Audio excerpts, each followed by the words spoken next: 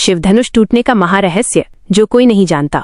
अध्याय 1। क्या आप जानते हैं कि जिस शिवधनुष को राजा जनक के दरबार में मर्यादा पुरुषोत्तम श्री राम ने तोड़ा था, असल में वो कोई साधारण लकड़ी या धातु का धनुष था ही नहीं। और सबसे बड़ा रहस्य, क्या सच में उस धनुष को श्री राम ने बलपूर्वक तोड़ा था या फिर उस धनुष ने खुद टूटना स्वीकार किया था? रामायण की ये वो घटना है जिसे हम सब बचपन से देखते और सुनते आ रहे हैं, लेकिन इस घटना के पीछे छिपे वो भयानक और अलौकिक रहस्य जो न तो किसी टीवी सीरियल में दिखाए गए और न ही आम चर्चाओं में बताए गए, आज वो सच आपके सामने आने वाला है। एक ऐसा रहस्य जिसका संबंध सृष्टि के विनाश, एक परम शक्तिशाली असुर के अंत और स्वयं महादेव के एक गुप्त वरदान से जुड़ा है। अगर आप सोचते हैं कि माता सीता के स्वयंवर में जो हुआ वो सिर्फ एक प्रतियोगिता थी, तो आप बहुत बड़ी गलतफहमी में हैं। वो एक ब्रह्मांडीय चक्र था जो करोड़ों साल पहले ही तय हो चुका था। आज संजय 09 पर हम इतिहास के पन्नों को पलटेंगे और जानेंगे कि शिव धनुष के टूटने के पीछे की वो कौन सी 5 अदृश्य शक्तियां थीं जिन्होंने उस दिन जनकपुर की धरती को हिलाकर रख दिया था। इस वीडियो के अंत में एक ऐसा रहस्य है जिसे सुनकर आपके रोंगटे खड़े हो जाएंगे कि धनुष टूटने के ठीक बाद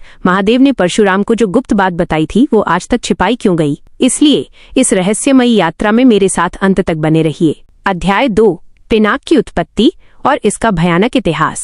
इस रहस्य को समझने के लिए हमें त्रेता युग से भी लाखों साल पीछे सतयुग की शुरुआत में जाना होगा। इस धनुष का नाम था पिनाक। यह कोई सामान्य अस्त्र नहीं बल्कि महादेव की संहारक शक्ति का प्रतीक था। इसकी उत्पत्ति तब हुई थी जब देवताओं के शिल्पकार भगवान विश्वकर्मा ने 2 अत्यंत शक्तिशाली धनुष बनाए थे, एक शारंग जो भगवान विष्णु को मिला और दूसरा पिनाक जो स्वयं देवाधिदेव महादेव ने धारण किया। कहा जाता है कि जब महादेव ने त्रिपुरासुर नाम के भयानक राक्षस का वध किया था, तब इसी पिनाक धनुष से एक ही तीर छोड़कर उसके 3 अभेद्य नगरों को भस्म कर दिया था। इस धनुष के भीतर साक्षात ब्रह्मांड की संहारक ऊर्जा वास करती थी। इसकी टंकार मात्र से दिशाएं कांप उठती थीं, समुद्र अपना रास्ता बदल लेते थे और आकाश के तारे टूटने लगते थे।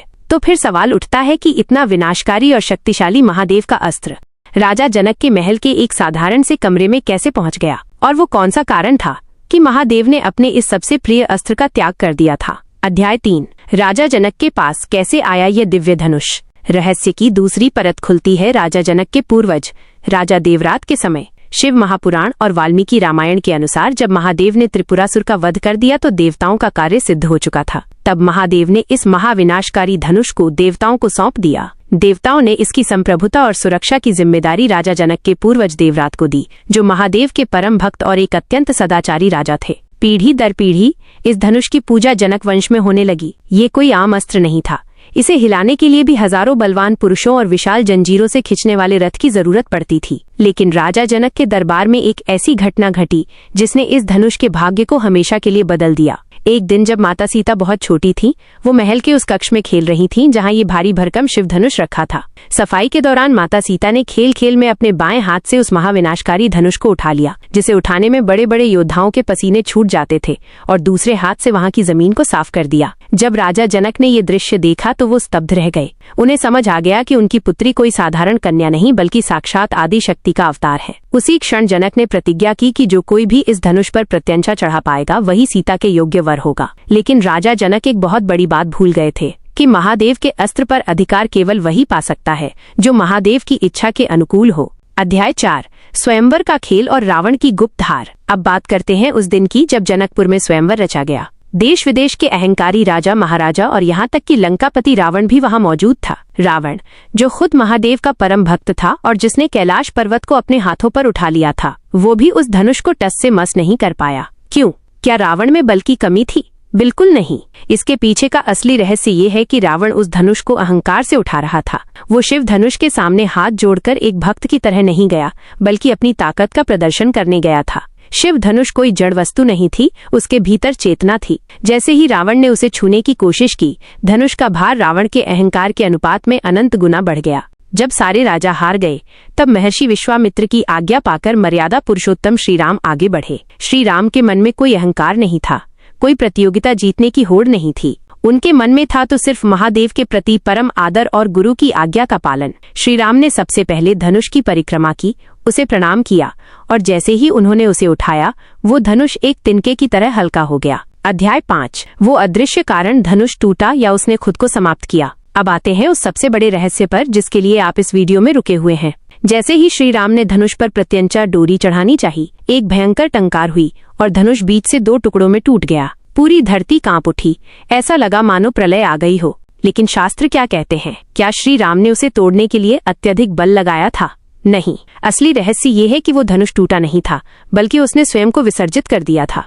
पिनाक धनुष का निर्माण एक विशेष उद्देश्य के लिए हुआ था, सृष्टि के संतुलन को बनाए रखने और राक्षसों के संहार के लिए। जब साक्षात भगवान विष्णु ने श्री राम के रूप में अवतार ले लिया था और आदि शक्ति ने माता सीता के रूप में जन्म ले लिया था, तो अब उस युग में पिनाक का कार्य समाप्त हो चुका था। शिव धनुष ये जानता था कि यदि मर्यादा पुरुषोत्तम श्री राम इस पर प्रत्यंचा चढ़ा देंगे तो इस धनुष की संहारक ऊर्जा सक्रिय हो जाएगी, जिससे संसार में असमय ही तबाही मच सकती थी। श्री राम के स्पर्श मात्र से उस धनुष के भीतर की चेतना जागृत हुई। वो समझ गया कि उसके स्वामी विष्णु उसके सामने खड़े हैं।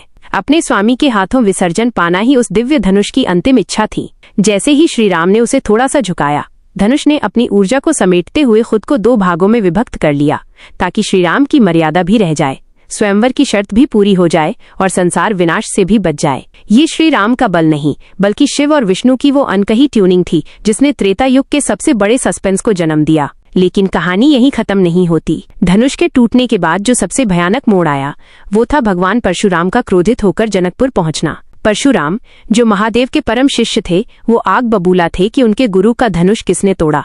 परंतु जब परशुराम और श्रीराम का सामना हुआ और परशुराम का क्रोध शांत हुआ, तब परशुराम ने श्रीराम के कान में एक ऐसी गुप्त बात कही थी जिसके बारे में जानकर आपके पैरों तले जमीन खिसक जाएगी। परशुराम ने श्रीराम से कहा था कि इस धनुष के टूटने के साथ ही लंकापति रावण की मृत्यु की उल्टी गिनती शुरू हो चुकी है, क्योंकि रावण की अमरता का एक गुप्त सूत्र इसी पिनाक धनुष की अखंडता से जुड़ा था। क्या था वो सूत्र, और कैसे शिव धनुष के टूटने से रावण की शक्ति आधी रह गई थी? अगर आप इस बेहद हैरान कर देने वाले और अनसुने रहस्य के बारे में जानना चाहते हैं तो मुझे नीचे कमेंट बॉक्स में पार्ट 2 लिखकर जरूर बताएं।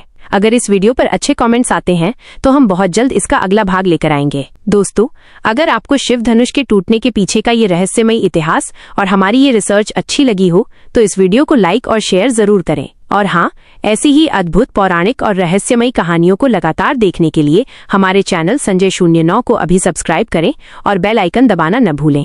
मिलते हैं अगले वीडियो में एक नए रहस्य के साथ। तब तक के लिए अपना ख्याल रखें। धन्यवाद।